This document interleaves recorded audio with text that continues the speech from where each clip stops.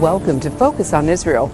Today we're going to examine the roots and history of anti-Semitism. So let's get to our teaching.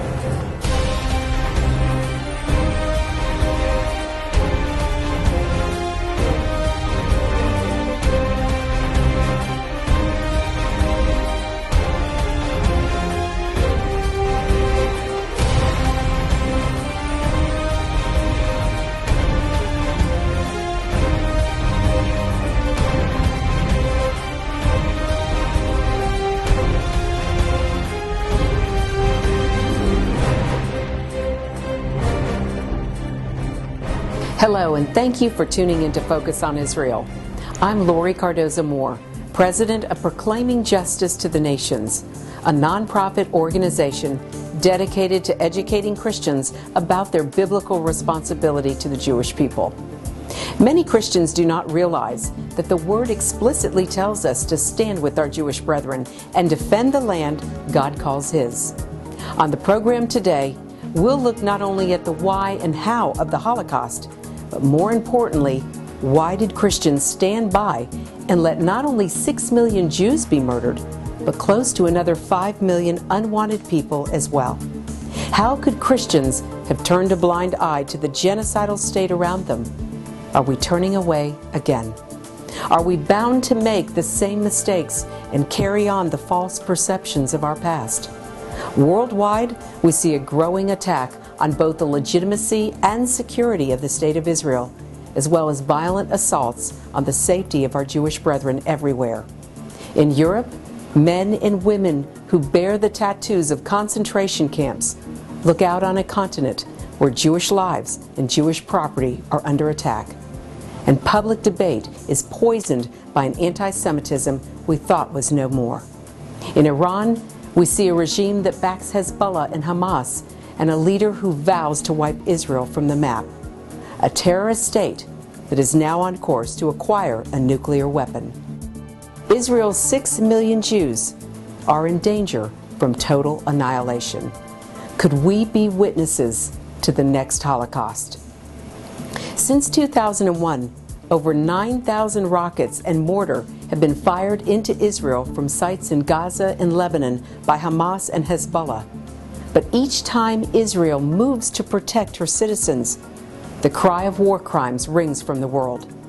The U.S., once Israel's greatest ally, is now putting greater pressure on Israel to give away land, a move that could prove suicidal for the Jewish state.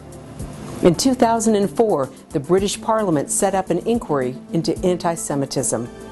The inquiry stated that until recently, the prevailing opinion, both within the Jewish community and beyond, had been that anti-Semitism had receded to the point that it existed only on the margins of society. It found an alarming reversal of this progress since 2000. A report from the U.S. State Department from March 14, 2008 detailed an upsurge across the world of anti-Semitism. And more recently, in America, we are witnessing increasingly violent attacks on our Jewish communities. Of the 7 billion people on this planet, roughly 14 million are Jewish. That's about 0.1% of the world's population. So why is there such hatred for this small and seemingly insignificant group of people in this tiny country called Israel? Hitler and the Nazis did not invent anti-Semitism, but when his final solution came along, the people were prepared to believe the evil propaganda. Christian teachings didn't lead to Auschwitz, but it made it a lot easier. The roots of this hate have traveled long and go deep. Anti-Semitism, often called the longest hatred, has many manifestations, from individual expressions of hatred and discrimination to organized violent mob attacks called pogroms, to the most extreme form of anti-Semitism, genocide, as seen under Adolf Hitler's Nazi Germany.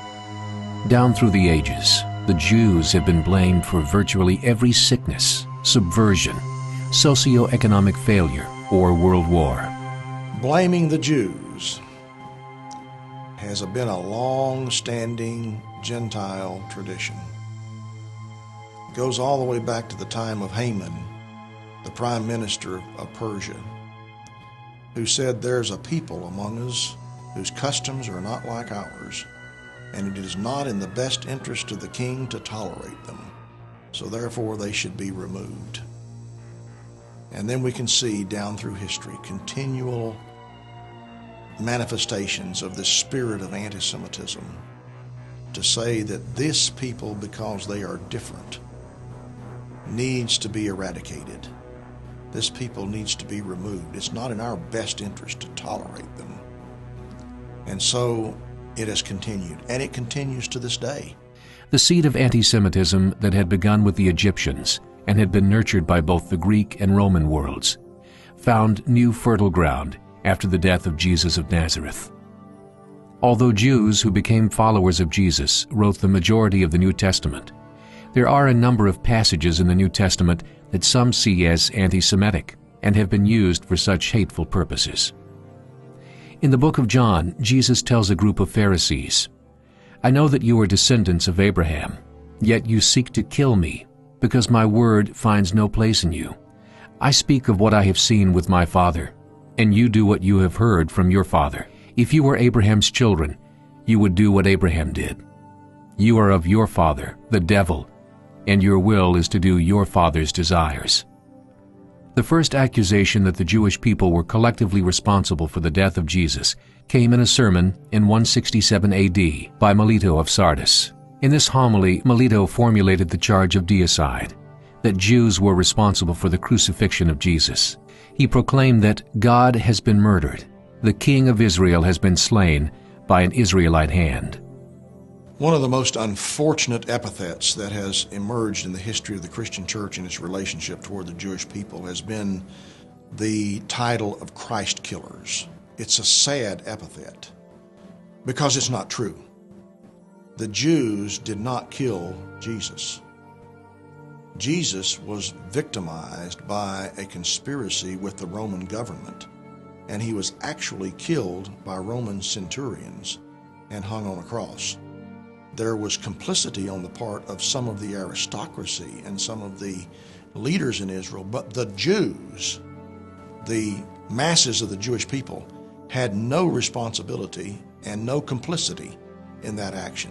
So it's unfortunate that Christianity in its history has felt it necessary to call the Jews Christ killers.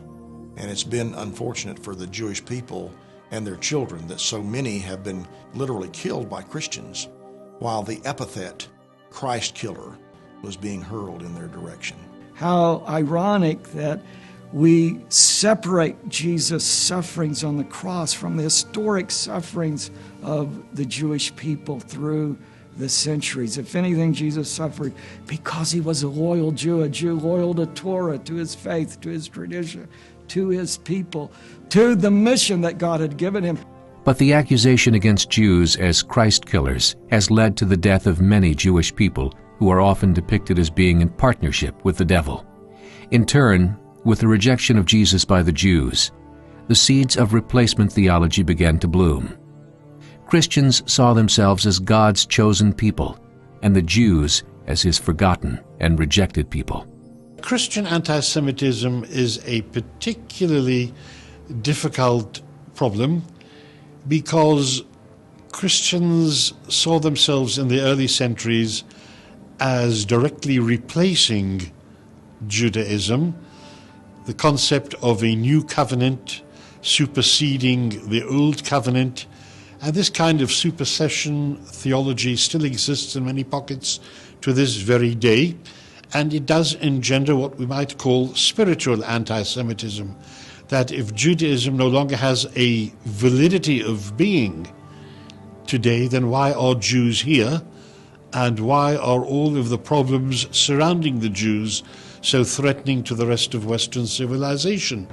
During the Middle Ages in Europe, there was full-scale persecution in many places, as the Black Death devastated Europe in the mid-14th century, killing more than half of the population. Jews became scapegoats, as rumors spread that they caused the disease by deliberately poisoning wells. Hundreds of Jewish communities were destroyed by violence. Local rulers and church officials closed many professions to Jews, pushing them into marginal occupations considered socially inferior, such as tax and rent collecting, and money lending. This further increased the tensions between Jews and Christians. Catholic doctrine of the time held that lending money for interest was a sin and forbidden to Christians. This eventually led to the stereotype of the insolent and greedy Jew, a prejudice still held today by many. Jews were subject to a wide range of legal restrictions throughout the Middle Ages, permitted to reside in only certain places, such as ghettos, and were not allowed to own land. The persecution of Jews hit its first peak during the Crusades. The religious zeal fomented by the Crusades often burned as fiercely against Jews as against Muslims, though attempts were made by the papacy to stop Jews from being attacked. Many times they would attack Jewish communities in Europe on their way to fight the Muslims in the Holy Land. And so, here I think you could say there's more of a religiously motivated attacks against the Jewish people. From around the 12th century through the 19th, there were Christians who believed that many Jews possessed magical powers. Some believed that they had gained these magical powers from making a deal with the devil. This led to the accusation of blood libel, as many reasoned that the Jews, having crucified Jesus, continued to thirst for pure and innocent blood. In 1492, King Ferdinand of Spain used an edict of expulsion of Jews, giving Jews 4 months to either convert to Christianity or leave the country. Those who remained and converted to Christianity became subject to the Spanish Inquisition, a torturous judgment of the sincerity of their conversion. From the 9th to the 19th century, Jews fared little better in the Middle East.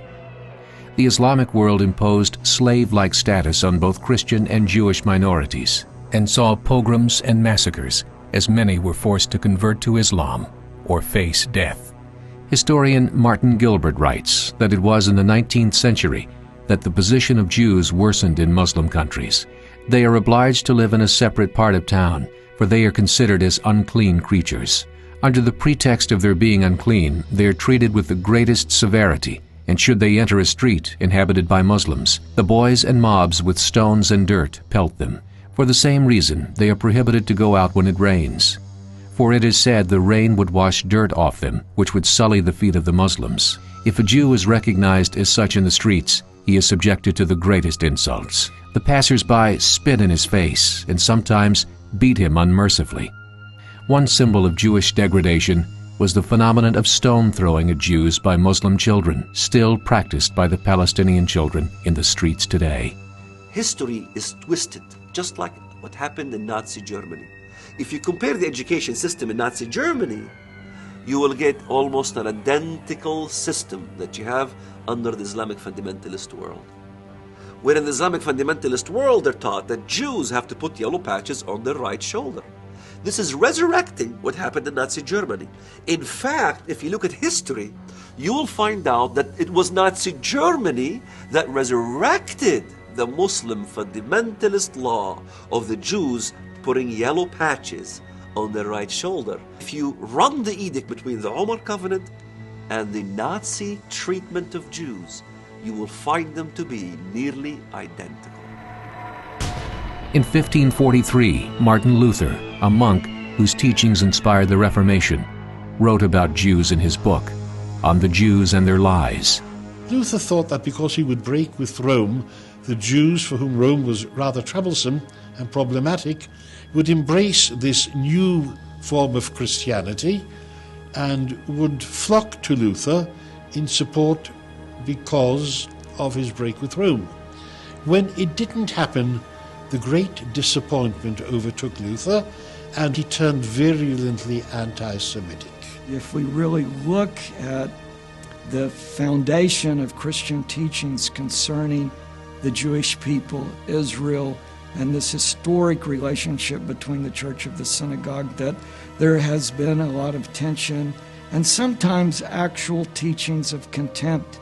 Martin Luther, for instance, and we value his great contributions to faith, initially reached out to the Jewish community and made some very positive statements. He talked about how important it was to study Hebrew to understand the Bible. He talked about how if you just looked at Hellenism without Judaism, it was bestial. You had to have Judaism and understand your own faith. But later on, in the latter part of his life, he became very disturbed that Jewish people continued not to accept Christ as their Savior. And eventually he began to talk in words of contempt. In one writing, he said these Jews should be treated with sharp mercy. He said they shouldn't be allowed to teach. They shouldn't be allowed to pray in public. You should confiscate their property, herd them into stables, burn them in the stables with fire and pitch thrown in. Now, I think if anyone is listening and looking at what Martin Luther is saying and then look at what happened in the history of the Third Reich, we'd have to say that Adolf Hitler and the final solution was carrying out some of the foundational teachings. And I don't think it's just Martin Luther. I think there's other elements in other churches and other church teachings as well. Often termed the first work of modern anti-Semitism, it was a giant step forward on the road to the Holocaust, as the Nazis, in their anti-Semitic propaganda, used many of Luther's statements. Hitler, who was born a Roman Catholic and was never excommunicated by the Catholic Church, was very much enamored of the nationalism, of the national Geist that was engendered by Luther. In America, in the first half of the 20th century, the Leo Frank lynching by a mob of prominent citizens in Marietta, Georgia in 1915 turned the spotlight on anti-Semitism in the United States and led to the founding of the Anti-Defamation League. Anti-Semitism in the United States reached its peak in the 1930s, as automobile manufacturer Henry Ford propagated anti-Semitic ideas in his newspaper, the Dearborn Independent. Ford and Adolf Hitler admired each other's achievements, and Hitler even kept a life-size portrait of Ford in his office. 2 years before becoming the Chancellor of Germany in 1933, Hitler told a Detroit News reporter, "I regard Henry Ford as my inspiration." Ford was later awarded the Grand Cross of the German Eagle, the highest medal awarded by Nazi Germany to foreigners. It's one of the sad chapters of history that Great Britain and the United States have a significant responsibility for the death of the 6 million because of the fact that if the United States State Department had opened its immigration laws and if the Foreign Secretariat of Britain had done the same thing, thousands, if not millions, of those Jewish people who actually ended up dying in the Holocaust could have escaped and immigrated to the United States and to Britain. But the doors were closed. Adolf Hitler based much of his hatred in his book Mein Kampf upon Luther's writings, as well as those of Ford, eugenicists, and Islamic text. The centuries of anti-Semitism that were widespread and deeply ingrained in the European people was fertile ground for the propaganda of the Nazi Party.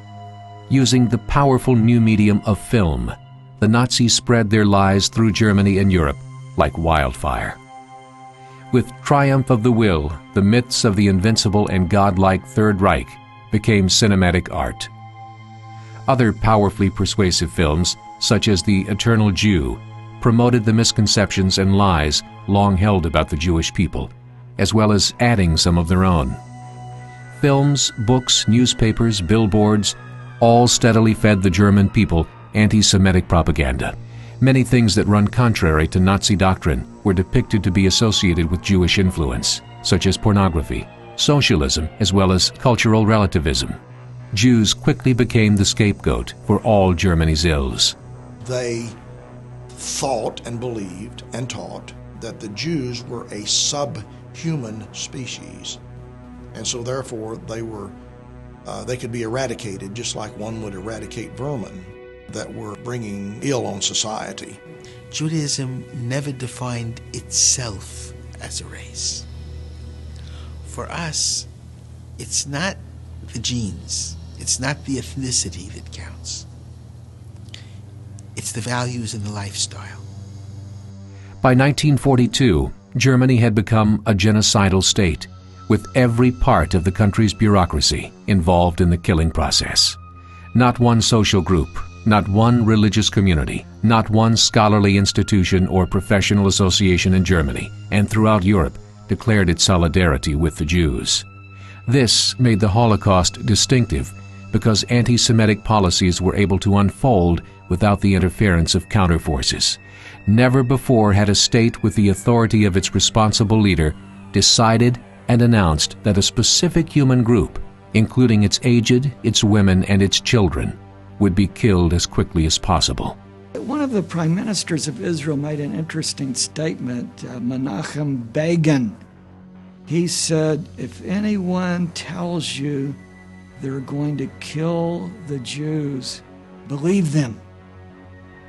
In 1922, Adolf Hitler made a famous speech in Munich where he said, I want to kill all the Jews in Munich, hang them from the gallows, tell their bodies, provide a stench throughout the community. And then I'm going to go to every city in Germany and do the same thing.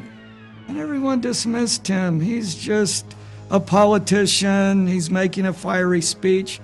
Why did the Christians welcome him? Why were there so many Christen Deutschen that supported Adolf Hitler, the majority of Christians? The slaughter was systematically conducted in all areas of Nazi-occupied territory in what are now 35 separate European countries. It resulted in the mass extermination of 6 million Jews, more than a third of the world's Jewish population. As Hitler and the Nazi Party rose to power in 1933, many church groups in Germany supported the new government for several reasons. The Nazis claimed that they would support positive Christianity. Many Christians, especially Catholics, were violently opposed to Soviet communism and its anti-religion ideology. They believed that the Nazis would suppress the spread of communism, and many Christians supported the Nazis' anti-Jewish stance. Nearly 2,000 years of persecution carried a tide of hatred to a level never seen before. They used past statements by Christian scholars and theologians, including Martin Luther, as an excuse for some of the things that they did. They also quoted from other Greek fathers and Latin fathers of the church and statements that they made against the Jewish people. But those were only excuses. Those were only things that were used as a means of trying to justify what they were doing. And by the way, there were German theologians at the time of Hitler that were supportive of what he was doing and justified what he was doing as well. In July 1933, the Vatican signed a Reich Concordant with Nazi Germany, which stated that the Vatican recognized the political legitimacy of Nazi Germany in exchange for a guarantee that the Nazis would not interfere with Catholic institutions and schools. The Pope refused to directly condemn the Nazis in his pronouncements, but supported the rescue of Jews from behind the scenes. Catholic clergy in Italy played a very large role in hiding Italian Jews. The German Protestant Church split. Supporters of the Nazis, called German Christians, were prepared to follow the Nazis' orders at all costs. Historians tell us that Germany is the beginnings of the Protestant faith. But in spite of the great Christian tradition, and even as historians talk about a high level of civilization, the Holocaust was in Germany. And we say, did Christian teachings in any way contribute to what we say in Hebrew, the Shoah, the storm, the Holocaust? So I think if we're going to be honest as Christians who want to be true to history and look for important changes, we'd have to say there is a tradition of a history of contempt. The reason that happened is, I believe, that we abandoned the roots of our faith, the foundations of our faith in ancient Israel. It really was happening already in Rome when Paul wrote his letter. Because when he wrote his letter to the church in Rome, he said, don't choose the path of arrogance. Remember, it's the root that nourishes the branch. And what have we done? We have cut off the branch we're sitting on in history. Opponents of the Nazis created a breakaway church called the Confessing Church, but only a small group of confessing Christians made active efforts to hide Jews or help them escape the country. As a rule, the church was more interested in protecting itself and its members than in saving Jews. Thus, the Church and Christians were silent, both during the issuing of the Nuremberg Laws of 1935 and the massive Kristallnacht pogrom of November 1938. After the war, both the Catholic and Protestant churches admitted the fact that Christians had not done enough to help the Jews during the Holocaust. While the Holocaust was occurring in Germany and other parts of Europe, Christians largely stood by silently. The Nazis were so vicious and so controlling with the SS and their treating of their own German people that people were in fear. They lived in total fear for their own lives. And so it took a real measure of courage for people to stand up and to stand against what they were doing. We know the stories of many of the righteous Gentiles in various parts of Europe who risked their own lives to hide Jewish people and to try to rescue them. Our mission at PJTN is to raise up more righteous Christians such as Corrie ten Boom, and we believe that this can only be achieved through educating Christians. Jesus once told his disciples, "The truth will set you free." The truth is out there, but not in the misinformation spun by the media against Israel. Well, that's our show for today, and I want you to know we appreciate hearing from you. Please send your comments and questions to comments@pjtn.org. The time to stand up is now, so get involved and support pro-Israel organizations such as PJTN. Call your senators, congressmen, and the White House. Let your elected leaders hear from you. Visit our website to learn more. Sign up to receive free newsletters, action alerts, daily blogs, and of course, order our films to share with others. God bless you and thank you for all you do on behalf of our Jewish brethren and all Israel. We'll see you next time on Focus on Israel. To support this program, send your tax-deductible gift to Proclaiming Justice to the Nations, P.O. Box 682711, Franklin, Tennessee 37068. You can also support PJTN online. Visit pjtn.org or call 1-877-873-9020. Anti-Semitism has reached epic proportions, and Israel is now surrounded by nations who seek its destruction. For Israel to lose just one battle would mean losing everything. As Christians, it is our biblical responsibility to stand with our Jewish brethren and Israel. PJTN needs your help to reach more Christians with this urgent message. Please visit our website to become a member today and order our award-winning documentaries. You must decide that you won't be silent. Sign up now at pjtn.org. God bless you and thank you for your support and prayers.